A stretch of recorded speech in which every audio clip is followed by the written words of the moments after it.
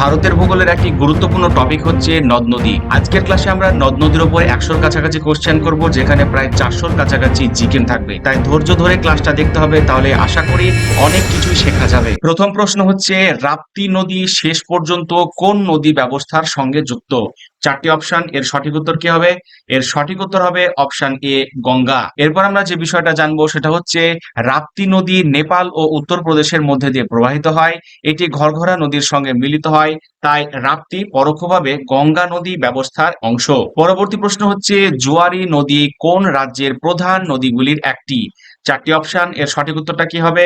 এর সঠিক উত্তর হবে অপশন এ, গোয়া। তথ্য সেটা হচ্ছে, জোয়ারি গোয়ার অন্যতম প্রধান নদী। এটি একটি জোয়ার ভাটার প্রভাবিত নদী। মান্ডভী ও জোয়ারি নদীর মোহনা অঞ্চল গোয়ার অর্থনীতি ও নৌ পরিবহনে গুরুত্বপূর্ণ। পরবর্তী প্রশ্ন হচ্ছে, গঙ্গা নদীর প্রধান উৎসধারা হিসাবে কোন নদীকে ধরা হয়?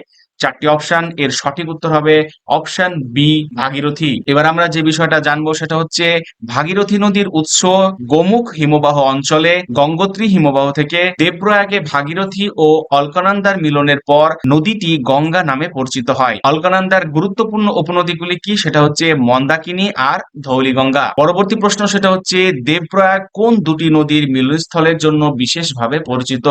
চারটি অপশন, এর সঠিক উত্তর কি হবে? এর সঠিক উত্তর হবে অপশন এ, ভাগীরথী ও অলকানন্দা। এবার আমরা যে তথ্য জানবো সেটা হচ্ছে, দেবপ্রয়াগ উত্তরাখণ্ডে অবস্থিত। এখানে ভাগীরথী ও অলকানন্দার মিলনের পর গঙ্গা নামটি ব্যবহৃত হয়। এটি হিমালয় নদী ব্যবস্থার একটি গুরুত্বপূর্ণ ভৌগোলিক স্থান। পরবর্তী প্রশ্ন সেটা হচ্ছে, যমুনা নদীর উৎস কোথায়? চারটি অপশন, এর সঠিক উত্তর হবে অপশন বি, যমুনোত্রী হিমবাহ। এবার আমরা যে ব্যাখ্যা দেখবো সেটা হচ্ছে, যমুনার উৎস উত্তরাখণ্ডের যমুনোত্রী হিমবাহ অঞ্চলে। প্রয়াগরাজে যমুনা গঙ্গার সঙ্গে মিলিত হয়।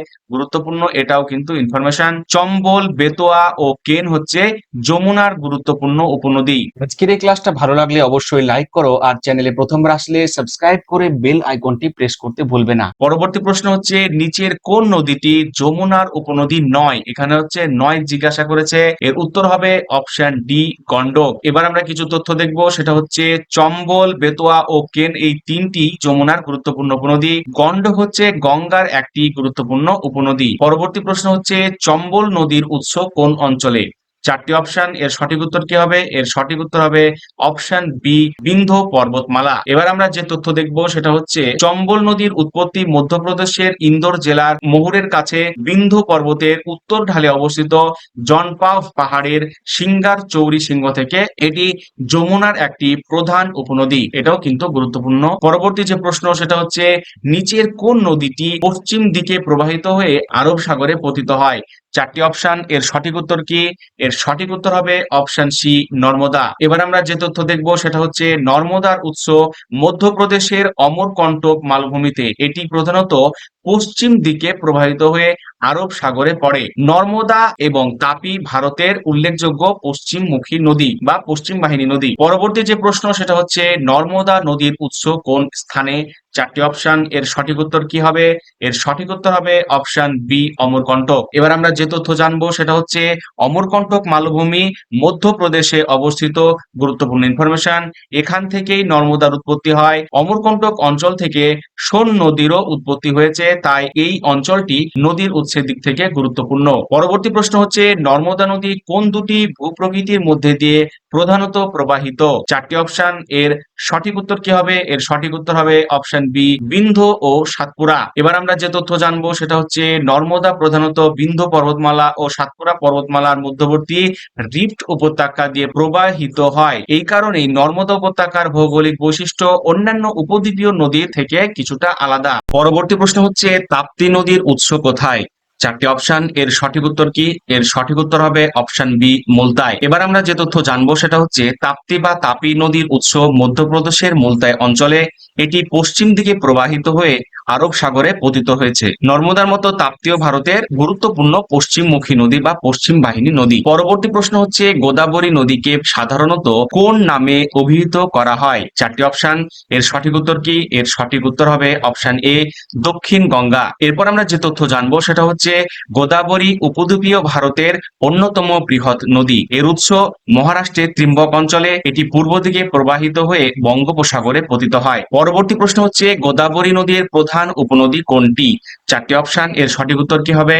এর সঠিক উত্তর হবে অপশন এ ইন্দ্রাবতী। এরপর আমরা যে তথ্য জানবো সেটা হচ্ছে ইন্দ্রাবতী গোদাবরীর গুরুত্বপূর্ণ উপনদী। গোদাবরী অববাহিকা মহারাষ্ট্র, তেলেঙ্গানা, অন্ধ্রপ্রদেশ ও ছত্তিশগড় সহ বিস্তৃত অঞ্চলে ছড়িয়ে আছে। গোদাবরী ভারতের প্রধান পূর্বমুখী নদী অববাহিকাগুলির মধ্যে একটি। পরবর্তী প্রশ্ন হচ্ছে কৃষ্ণা নদীর উৎস কোন স্থানের কাছে?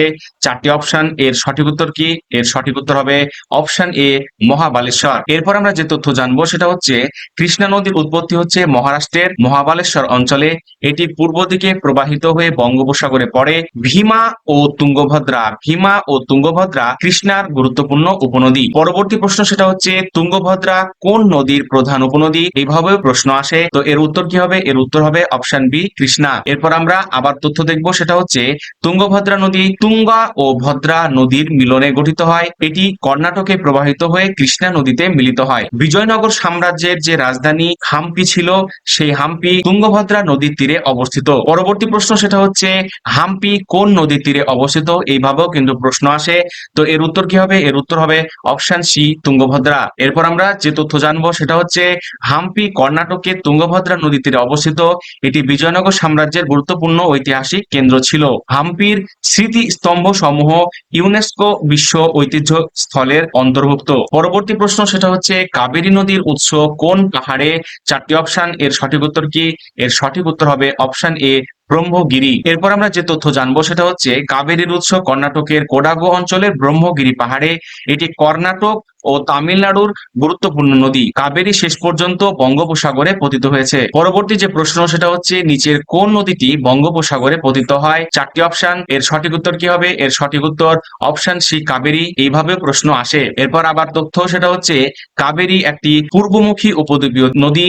নর্মদা ও তাপি পশ্চিম দিকে প্রবাহিত হয়ে আরব সাগরে পড়ে। কাবেরী বদ্বীপ অঞ্চল কৃষির জন্য অত্যন্ত গুরুত্বপূর্ণ। পরবর্তী প্রশ্ন হচ্ছে মহানদীর উৎস কোথায়? চারটি অপশন, এর সঠিক উত্তর হবে অপশন এ সিহাওয়া পাহাড়। এরপর আমরা যে তথ্য জানবো সেটা হচ্ছে মহানদীর উৎস ছত্তিশগড়ের সিহাওয়া পাহাড় অঞ্চলে। এটি পূর্ব দিকে প্রবাহিত হয়ে বঙ্গোপসাগরে পতিত হয়। হীরাকুদ বাঁধ, যেটা আমরা জানি মহানদীর ওপর নির্মিত একটি গুরুত্বপূর্ণ বাঁধ, এটাও কিন্তু খুব ইম্পর্টেন্ট। এইভাবে প্রশ্ন আসে যে হীরাকুদ বাঁধ কোন নদীর ওপর নির্মিত? এর উত্তর হবে অপশন বি মহানদী। এরপর আবার আমরা তথ্য দেখব, সেটা হচ্ছে হীরাকুদ বাঁধ ওড়িশার সম্বলপুরের কাছে মহানদীর ওপর নির্মিত। এটি বন্যা নিয়ন্ত্রণ, সেচ ও জলবিদ্যুৎ উৎপাদনের গুরুত্বপূর্ণ মহানদী অববাহিকা। ভারতের পূর্বাঞ্চলের গুরুত্বপূর্ণ নদী অববাহিকা। পরবর্তী প্রশ্ন হচ্ছে ভারতের কোন নদীকে বিহারের দুঃখ বলা হয়? আশা করি এটা সবাই জানে। তো এর উত্তর কি হবে? এর উত্তর হবে অপশন বি কোশি। এরপর আমরা যে তথ্যটা জানবো সেটা ইম্পর্টেন্ট, সেটা হচ্ছে কোশি নদী হিমালয় থেকে বিপুল পরিমাণে পলি বহন করে। নদীর গতিপথ পরিবর্তন ও বন্যার প্রবণতার কারণে একে ঐতিহাসিকভাবে বিহারের দুঃখ বলা হয়। কোশি শেষ পর্যন্ত গঙ্গা নদী ব্যবস্থায় যুক্ত।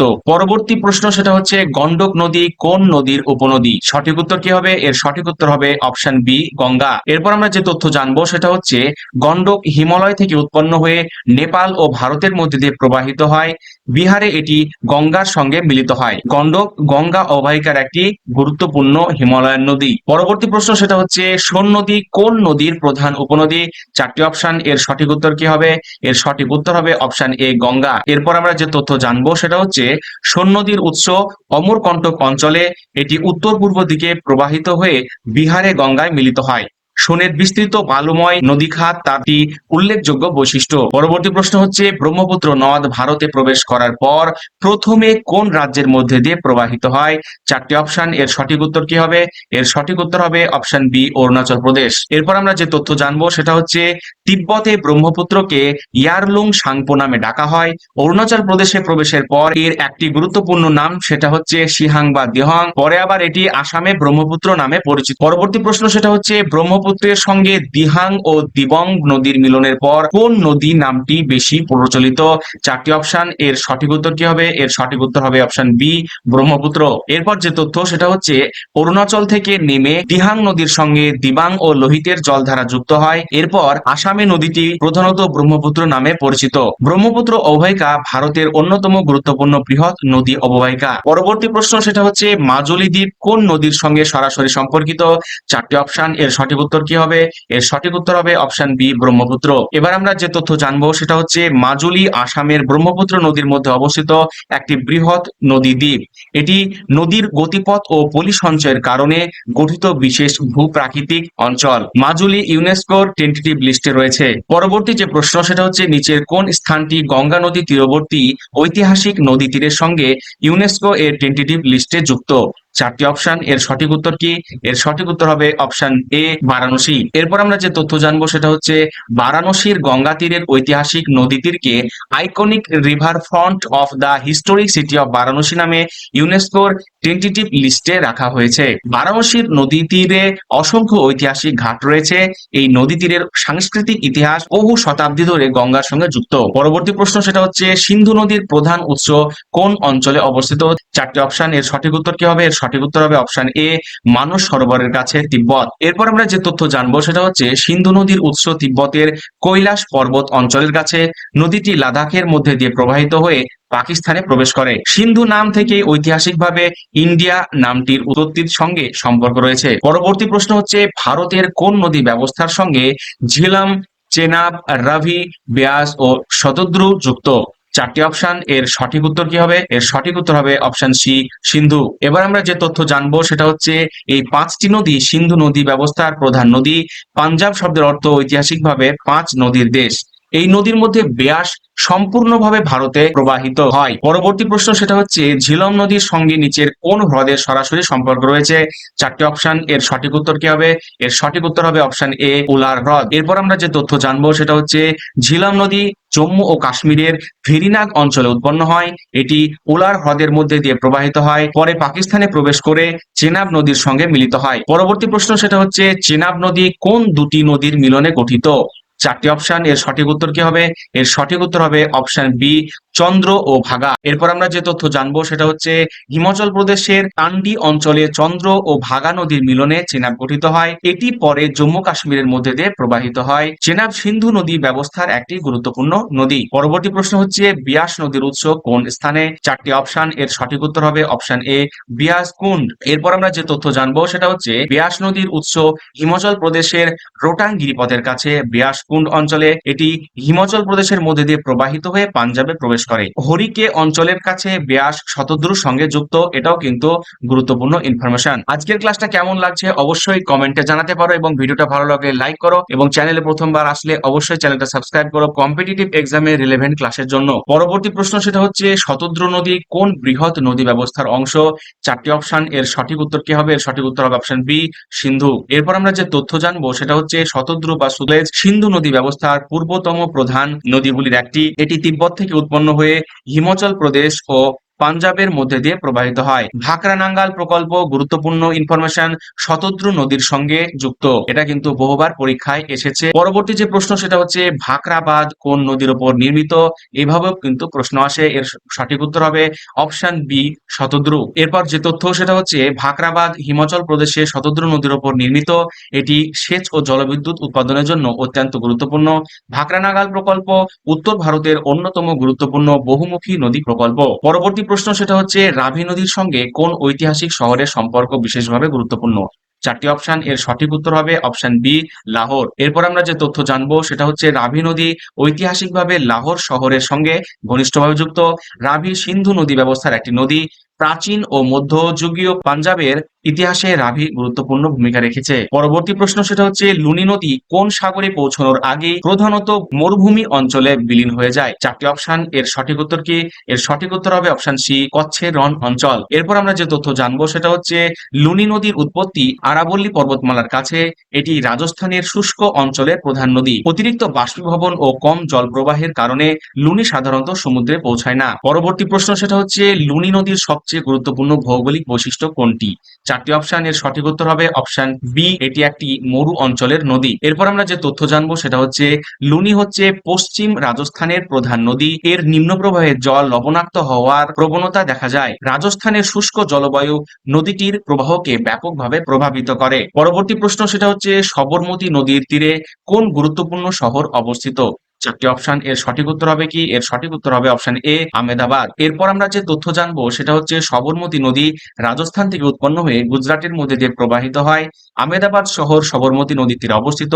এরপর আরেকটি তথ্য ইতিহাসে, সেটা হচ্ছে গান্ধীজির সবরমতী আশ্রম এই নদীর সঙ্গে ঐতিহাসিকভাবে যুক্ত। পরবর্তী প্রশ্ন হচ্ছে মাহি নদী কোন উপসাগরে পতিত হয়? চারটি অপশন, এর সঠিক উত্তর হবে অপশন বি, খাম্বাত উপসাগর। এরপর আমরা যে তথ্য জানবো সেটা হচ্ছে মাহি নদী মধ্যপ্রদেশ থেকে উৎপন্ন হয়ে রাজস্থান ও গুজরাটের মধ্যে দিয়ে প্রবাহিত হয়। এটি পশ্চিম দিকে প্রবাহিত হয়। খাম্বাত উপসাগরে পতিত হওয়া মাহি ভারতের গুরুত্বপূর্ণ পশ্চিমমুখী নদীগুলির একটি। পরবর্তী প্রশ্ন সেটা হচ্ছে ভারতের কোন নদী কর্কটক্রান্তি রেখা দুবার অতিক্রম করে বলে পরিচিত? চারটি অপশন, এর সঠিক উত্তর হবে অপশন এ, মাহি। এরপর আমরা যে তথ্য জানবো সেটা হচ্ছে মাহি নদীর গতিপথে কর্কটক্রান্তি রেখা দুইবার অতিক্রম করার বিশেষ ভৌগোলিক বৈশিষ্ট্য রয়েছে। এর উৎস মধ্যপ্রদেশের বিন্ধ্য অঞ্চলে। এটি গুজরাটের খাম্বাত উপসাগরে পতিত হয়। পরবর্তী প্রশ্ন হচ্ছে পেরিয়ার নদী প্রধানত কোন রাজ্যের সঙ্গে যুক্ত? চারটি অপশন, এর সঠিক উত্তর হবে অপশন এ, কেরালা। এরপর আমরা যে তথ্য জানবো সেটা হচ্ছে পেরিয়ার কেরালার অন্যতম গুরুত্বপূর্ণ নদী। এটি পশ্চিমঘাট থেকে উৎপন্ন হয়ে আরব সাগরের দিকে প্রবাহিত হয়। ইদ্দুকি জলবিদ্যুৎ প্রকল্প, এটা কিন্তু খুব ইম্পর্টেন্ট। এই জলবিদ্যুৎ প্রকল্প কেরালার নদী ব্যবস্থার একটি গুরুত্বপূর্ণ উদাহরণ। পরবর্তী প্রশ্ন সেটা হচ্ছে কোন নদীকে কেরালার জীবন রেখা হিসাবে উল্লেখ করা হয়? চারটি অপশন, এর সঠিক উত্তর কি হবে? সঠিক উত্তর হবে অপশন এ, পেরিয়ার। পরবর্তী প্রশ্ন সেটা হচ্ছে তিস্তা নদী কোন বৃহৎ নদী ব্যবস্থার সঙ্গে যুক্ত?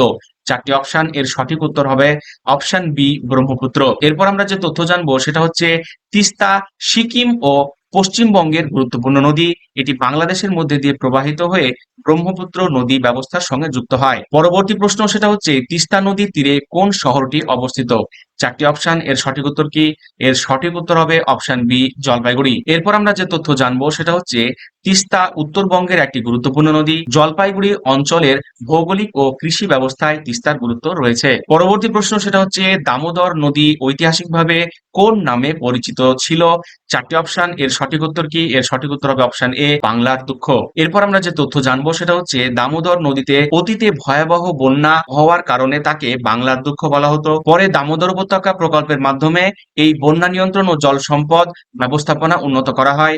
দামোদর ঝাড়খণ্ড ও পশ্চিমবঙ্গের মধ্যে দিয়ে প্রবাহিত হয়। পরবর্তী প্রশ্ন হচ্ছে দামোদর নদীর উপর ভিত্তি করে গড়ে ওঠা বহুমুখী প্রকল্প কোনটি? প্রশ্ন এইভাবেও কিন্তু আসে। এর উত্তর হবে কি? এর উত্তর হবে অপশন বি, দামোদর উপত্যকা প্রকল্প বা ডিভিসি যেটা। এরপর আমরা যে তথ্য জানবো সেটা হচ্ছে দামোদর উপত্যকা প্রকল্প বন্যা নিয়ন্ত্রণ, সেচ ও বিদ্যুৎ উৎপাদনের জন্য গড়ে ওঠে। এটি স্বাধীনতার পর ভারতের প্রথম দিকের বড় বহুমুখী নদী উপত্যকা প্রকল্পগুলির একটি। প্রকল্পটির সঙ্গে ঝাড়খণ্ড রাজ্য এবং পশ্চিমবঙ্গ উভয় রাজ্যের সম্পর্ক রয়েছে। পরবর্তী প্রশ্ন সেটা হচ্ছে কোন নদীকে ওড়িশার দুঃখ বলা হয়? চারটি অপশন, এর সঠিক উত্তর কি? এর সঠিক উত্তর হবে অপশন এ, মহানদী। এরপর আমরা যে তথ্য দেখব সেটা হচ্ছে মহানদীর অতিরিক্ত জলপ্রবাহ অতীতে ওড়িশায় ব্যাপক বন্যার কারণ হয়েছে। এই কারণেই ঐতিহাসিকভাবে একে ওড়িশার দুঃখ বলা হয়েছে। পরবর্তী প্রশ্ন সেটা হচ্ছে সুবর্ণরেখা নদীর বিশেষ বৈশিষ্ট্য কোনটি? চারটি অপশন, এর সঠিক উত্তর কি?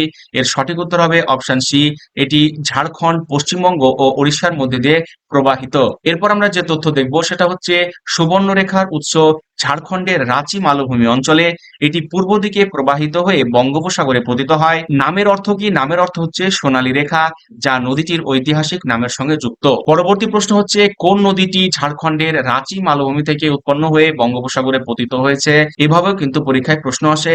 তো এর উত্তরটা হবে অপশন এ, সুবর্ণরেখা। পরবর্তী প্রশ্ন হচ্ছে নিচের কোন নদীটি মূলত পশ্চিম ঘাটের পশ্চিম ঢাল থেকে উৎপন্ন হয়ে পশ্চিম দিকে প্রবাহিত হয়? চারটি অপশন, এর সঠিক উত্তর কি? এর সঠিক উত্তর হবে অপশন এ, পেরিয়ার। এরপর আমরা যে তথ্য জানবো সেটা হচ্ছে পশ্চিমঘাট ভারতের প্রধান জল বিভাজিকা অঞ্চলগুলির একটি। পশ্চিমঘাটের পশ্চিম ঢালের নদীগুলি সাধারণত ছোট ও দ্রুতগতির হয়। পেরিয়ার কেরালার একটি গুরুত্বপূর্ণ পশ্চিমমুখী নদী বা পশ্চিম বাহিনী নদী। পরবর্তী প্রশ্ন সেটা হচ্ছে কোন নদীটি পূর্বঘাটের মধ্যে দিয়ে গভীর উপত্যকা তৈরি করে বঙ্গোপসাগরে পৌঁছায় এবং এর ওপর পোলাভরম প্রকল্প রয়েছে? চারটি অপশন, এর সঠিক উত্তর কি? এর সঠিক উত্তর হবে অপশন এ গোদাবরী। এরপর আমরা যে তথ্য জানবো সেটা হচ্ছে পোলাভরম প্রকল্প অন্ধ্রপ্রদেশে গোদাবরী নদীর ওপর নির্মিত একটি গুরুত্বপূর্ণ বহুমুখী প্রকল্প। এর উদ্দেশ্যের মধ্যে সেচ, জল সরবরাহ ও জলবিদ্যুৎ উৎপাদন রয়েছে।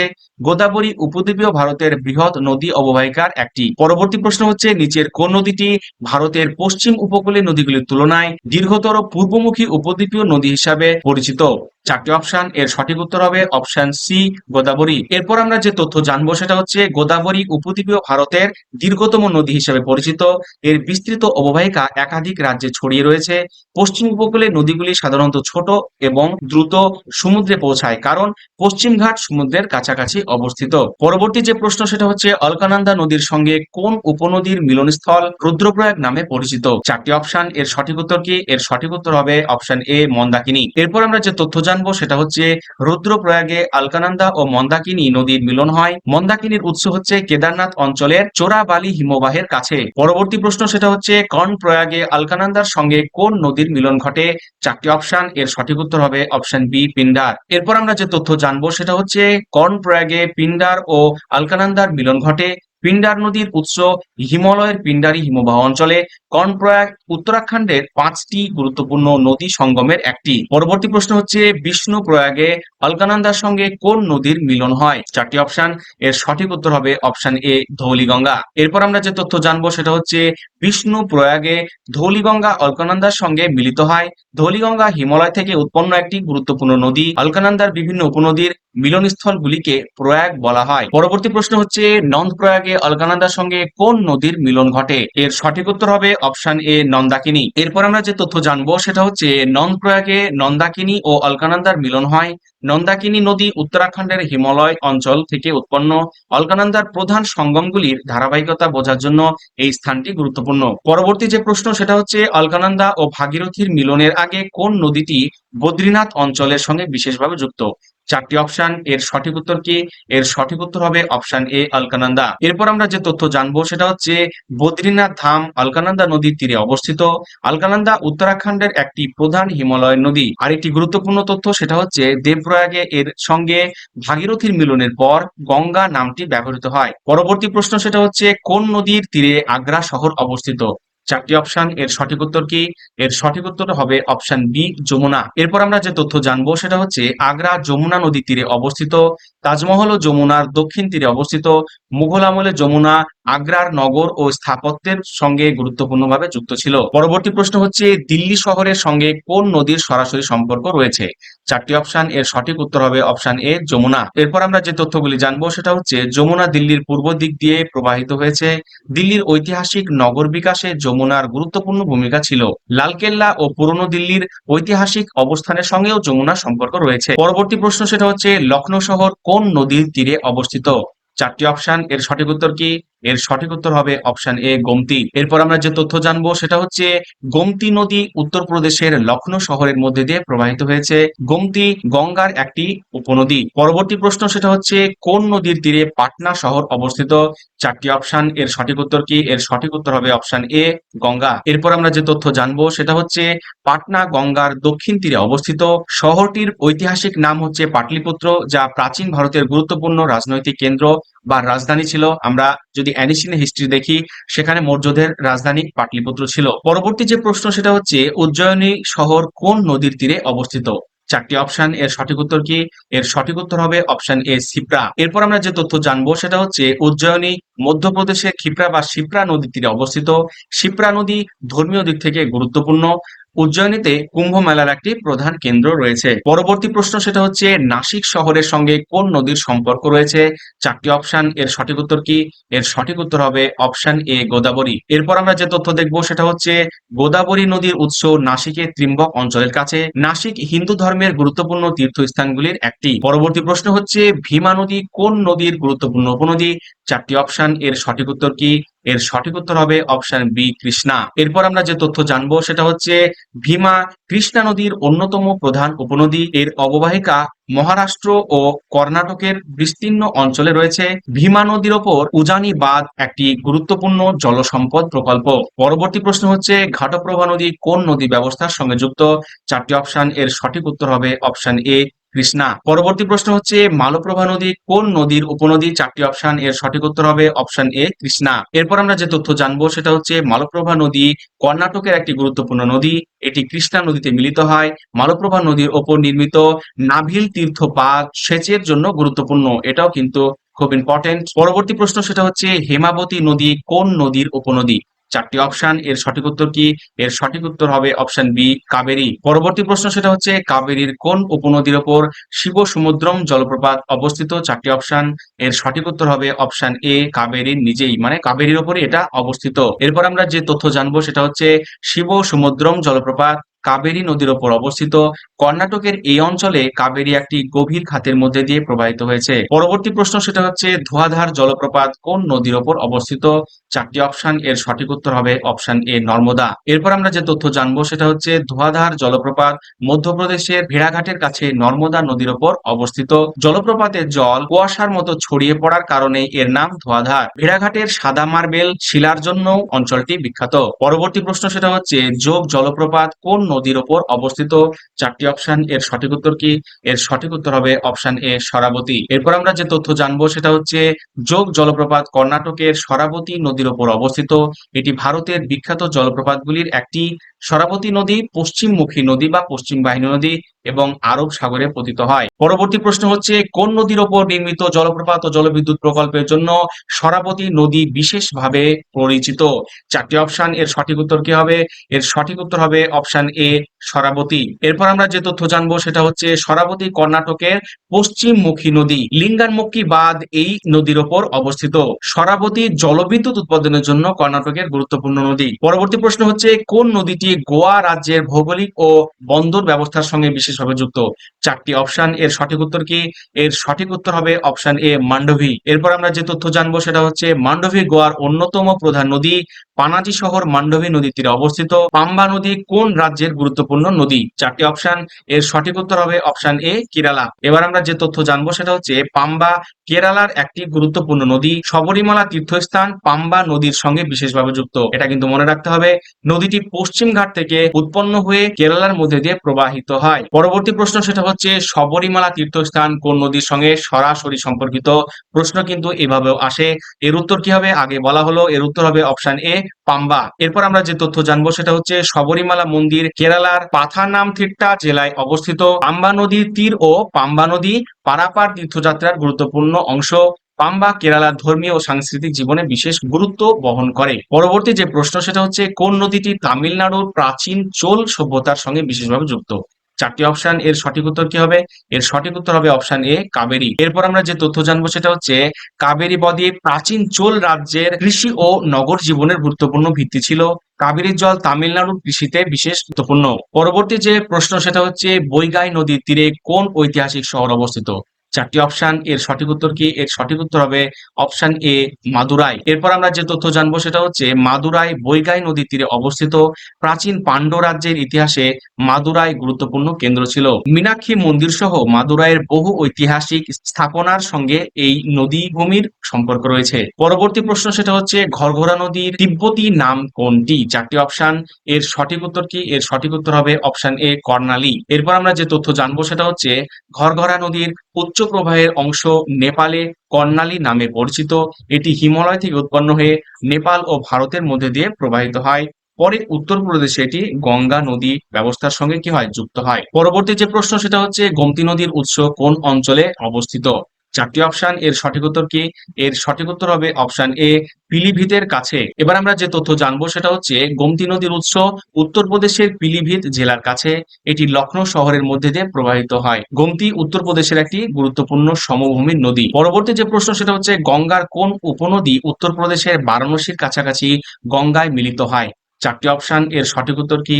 এর সঠিক উত্তর হবে অপশন এ গোমতী। এরপর আমরা আর কিছু তথ্য দেখব, সেটা হচ্ছে গোমতী গঙ্গার বাম তীরের একটি উপনদী, এটাও কিন্তু খুব ইম্পর্টেন্ট। তারপরে যে তথ্য সেটা হচ্ছে এর গতিপথ প্রধানত উত্তরপ্রদেশের মধ্যে দিয়ে যায়। গোমতী গোমতী নদীর তীরে লখনৌ একটি গুরুত্বপূর্ণ শহর। পরবর্তী যে প্রশ্ন সেটা হচ্ছে ফারাক্কা ব্যারেজ কোন নদীর উপর নির্মিত? চারটি অপশন, এর সঠিক উত্তর কি? এর সঠিক উত্তর হবে অপশন এ গঙ্গা। এরপর আমরা যে তথ্য জানবো সেটা হচ্ছে ফারাক্কা ব্যারেজ পশ্চিমবঙ্গের মুর্শিদাবাদ জেলায় গঙ্গার উপর অবস্থিত। এর একটি প্রধান উদ্দেশ্য হচ্ছে হুগলি নদীর জল প্রবাহ বজায় রাখতে সাহায্য করা। কলকাতা বন্দরের সঙ্গে ফারাক্কা জল প্রবাহ ব্যবস্থার গুরুত্বপূর্ণ সম্পর্ক রয়েছে। পরবর্তী যে প্রশ্ন সেটা হচ্ছে গঙ্গা পশ্চিমবঙ্গে প্রবেশ করার পর এর প্রধান শাখা কোনটি? চারটি অপশন, এর সঠিক উত্তর হবে অপশন এ হুগলি। এরপর আমরা যে তথ্য জানবো সেটা হচ্ছে গঙ্গার প্রধান শাখাগুলির একটি হলো ভাগীরথী হুগলি নদী।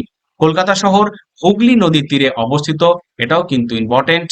হুগলি নদী ঐতিহাসিকভাবে বাণিজ্য ও কলকাতা বন্দরের বিকাশে গুরুত্বপূর্ণ। পরবর্তী প্রশ্ন হচ্ছে কলকাতা শহর কোন নদীর তীরে অবস্থিত? আগেই প্রশ্নটা বলা হলো, এর উত্তর কি হবে? এর উত্তর হবে অপশন এ হুগলি। এবার যে তথ্য সেটা হচ্ছে কলকাতা হুগলি নদীর পূর্ব তীরে অবস্থিত।